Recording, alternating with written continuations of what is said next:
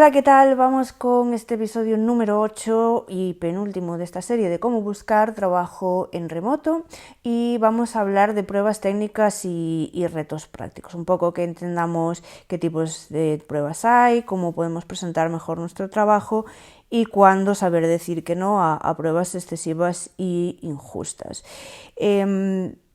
Las pruebas técnicas no están hechas para evaluar tanto a lo mejor nuestras habilidades concretas con una herramienta, sino para ver cómo trabajamos y no buscan tanto un resultado concreto, sino cómo ver nuestro proceso de pensamiento. Entonces, bueno, según el sector, pues nos vamos a encontrar distintos tipos de pruebas técnicas, bueno, más que el sector, quizás la profesión. Por ejemplo, en desarrollo de software, pues es muy habitual encontrarnos proyectos prácticos de pues, construir una pequeña aplicación o algún reto de código, algo similar. Por ejemplo, en diseño gráfico, diseño de producto digital, pues diseñar una interfaz o una landing page, resolver algún problema de usabilidad. En marketing quizás no he visto tantas pruebas técnicas, pero empiezan a ser más habituales y suelen estar basadas en crear algún plan de contenido, alguna estrategia, optimizar alguna campaña o incluso diseñarla desde cero. También he visto algunos casos interesantes en atención al cliente o soporte, cómo simular respuestas a clientes o cómo resolver un problema técnico y documentarlo. Las que más me tocan de cerca quizás son las de producto, la de y gestión de proyectos en general, que pues suelen estar enfocadas a definir la estrategia de lanzamiento del producto o de mover alguna métrica concreta o resolver algún problema específico de un equipo. He visto también algunas de finanzas o análisis de datos, pues que van más en esa parte de evaluar y presentar datos y conclusiones en un informe o crear ciertas visualizaciones o dashboard. Van un poco por ahí. Entonces, teniendo en mente un poco que no buscamos tanto un resultado concreto y no es como un problema matemático donde nos tiene que dar 5, sino desarrollar nuestra forma de pensar y demás, es algo que también podemos practicar. Según donde te muevas, tu sector, tu profesión o lo que sea, vas a poder encontrar ejemplos en internet de prácticas, de pruebas prácticas resueltas que te pueden ayudar un poco a ver cómo resolverlas en tu caso. También pues creo que puede ser de ayuda pues revisar Glassdoor y ver si esa empresa tiene algunas opiniones de pruebas técnicas que haya hecho a otros candidatos y ver un poco cómo los han resuelto, o qué buscan, qué piden y demás. Reddit también resulta bastante útil en estos casos, no solo porque haya ejemplos generalistas, sino que también la gente suele publicar sobre algunas empresas a lo mejor más conocidas. Hay también casos en los que está interesante si trabajamos con límites de tiempo y nos cuesta trabajar sobre presión, pues intentar simular ese escenario en la vida real. Y sobre todo pues lo de siempre, investigar a la empresa y ver qué valora, pues si es más una cosa de precisión, de velocidad, de creatividad o no sé, de lógica, y ver un poco qué es lo que están buscando para adaptar la solución que nosotros vamos a proveer. ¿Vale? ¿Y cómo demostramos que nuestro trabajo está bien hecho más allá de una solución técnica, que no se trata eso solo de la respuesta? Pues intentando entender que las empresas quieren ver cómo piensas, desarrollar todo ese proceso de pensamiento, pues, incluir, oye, cuando has hecho ciertas asunciones o cuando has, aplicado cierta metodología o lo que sea, está genial que podamos demostrar eso. Explicar siempre eso, por qué se ha tomado cada decisión en la prueba y oye, si hay algún error o alguna cosa que a lo mejor no sepamos hacer del todo o hacerlo del todo correcto, pues explicar cómo podríamos hacerlo mejor o cómo lo mejorarías y demás.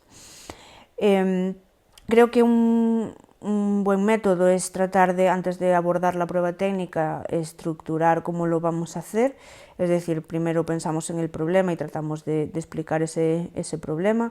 Podemos hacer un breve resumen de lo que se nos pidió y demás para ver de dónde partimos. Presentar luego nuestro enfoque o nuestra metodología, pues cómo pensamos la solución, qué caminos hasta tomamos o qué atajos. Luego presentamos la solución en sí, mostrar el resultado pues eso de una manera clara y estructurada y con sentido. Y luego pues podríamos añadir alternativas y mejoras si fuese el caso, pues oye, que podríamos haber hecho diferente si tuviésemos más tiempo, si tuviésemos cierta información. Evidentemente las pruebas técnicas no nos van a dar absolutamente todas esas cosas que necesitamos para hacerlas súper bien. Entonces, bueno, todas esas cosas que asumimos como ciertas para poder desarrollar el ejercicio, pues también deberíamos aclarar que se podría mejorar de tener cierta información. Y bueno, una vez que eso, que tenemos el ejercicio resuelto, la presentación debe ser también efectiva. Es decir, si vamos a presentar el ejercicio en vivo, en directo, pues podemos practicar previamente en voz alta lo que hemos hecho, intentar mantener la calma y no apresurarse, cosa que a mí se me da regular, siempre voy muy rápido. Y si es una cosa que simplemente tenemos que enviar, si es pues eso, código que tenemos que enviar, una documentación que tenemos que enviar, pues siempre incluir la explicación del proceso. Si podemos adjuntar ejemplos, referencias o lo que sea, pues va a ser de gran ayuda. Lo que deberíamos evitar al presentar cualquier tipo de prueba técnica es eso, dar una cosa sin contexto ni explicación, es decir, te imagínate, como si fuera un problema de matemáticas, en plan x igual a 5, pues si no veo todo el desarrollo de cómo llegaste a ese x igual a 5, igual me falta contexto o entender cómo haces las cosas. Y también eso, no estructurarla, que todo sea desorganizado, que vaya saltando de unas cosas a otras, que no haya nexos o un hilo conductor, hace difícil que la persona que vaya a corregir esa prueba técnica lo entienda correctamente. Y luego eso, no justificar las decisiones que hemos tomado, pues lo mismo, si no tienes contexto, la persona que esté leyendo, viendo eso y no tiene ni idea de cómo has llegado a ese proceso final, pues va a sentir que faltan cosas. Y nada, también decirte que no siempre hay que decir que sí a las pruebas técnicas, porque en muchos casos son una total pérdida de tiempo o son abusivas y deberíamos aprender a decir que no. ¿Cuándo deberíamos decir que no o ser una alerta clara de que estamos siendo injustos? Pues cuando son pruebas larguísimas, es decir, cuando tenemos que trabajar más de 4 o 5 horas, no hay ninguna clase de compensación o lo que sea, vamos a ver, es trabajo esclavo, vamos a ser honestos.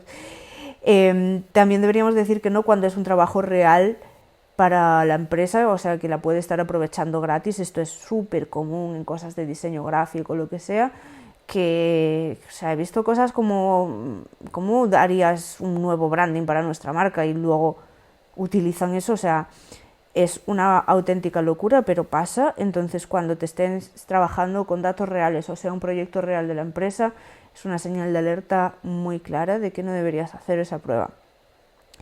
También cuando no tienes muy claro qué van a evaluar o demás, pues y preguntas y no dan respuesta, ya sabes lo que va a pasar después, tampoco te van a dar respuesta cuando entregues la prueba.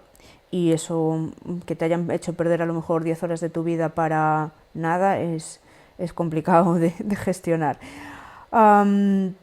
Si también tampoco te han explicado bien el proceso de selección, de repente te plantan una prueba técnica en tu cara, en plan, ¿pero qué pasa? ¿Esto de qué es? Es una señal de alerta. Y si no tienes tampoco contexto para resolver esa prueba técnica, no te están dando más datos, has preguntado y dicen eso es todo lo que hay, diría que es una señal de alerta bastante grande. Deberíamos preguntar siempre que haya dudas, oye, ¿cuál es el objetivo? ¿Cómo es el proceso de selección? ¿Cuánto tiempo pues debería invertir en la prueba? ¿Cómo voy a recibir luego el feedback, independientemente del resultado, si es bueno o no? Yo he tenido malas experiencias con las pruebas técnicas. Cuando he hecho alguna, no he recibido ninguna clase de feedback de por qué me descartaban o no, simplemente has quedado fuera del proceso, ok, gracias, pero que he hecho mal y no me han contestado al correo. En algún otro caso he rechazado la prueba técnica porque directamente era después de una llamada de 5 o 10 minutos con una persona de recursos humanos de modo muy genérico, te pasan la prueba técnica y ya después de eso es cuando te evalúa el equipo con el que vas a trabajar, pues no voy a invertir 10 horas de mi vida, 15, en hacer esto sin saber si hay un encaje, sin saber lo que me estáis ofreciendo muy bien, no tiene ninguna clase de sentido. Entonces, en fases muy tempranas del proceso de selección tampoco tiene sentido aceptarla. Si no quieres hacer la prueba, muchas veces también hay alternativas, es decir, podemos negociar y que si en lugar es una prueba extensa, si se puede hacer a lo mejor en un formato de entrevista técnica en vivo, que también son bastante común, o ofrecer alguna muestra de tu trabajo previo o demás, pero bueno, si no te contestan, si insisten en la prueba y demás, pues igual es el momento de reconsiderar si esa empresa nos interesa tanto o no. Y cuando sí que vale la pena que la hagamos, pues oye, la empresa tiene buena reputación, la has visto y el proceso está súper bien definido, has visto ejemplos en Glassdoor o en donde sea, que la gente pues oye, ha hecho la prueba técnica y ha tenido una experiencia buena, pues genial. Es una prueba corta, está muy alineada con el trabajo real, no te están pidiendo nada que sea real, sino que está alineado.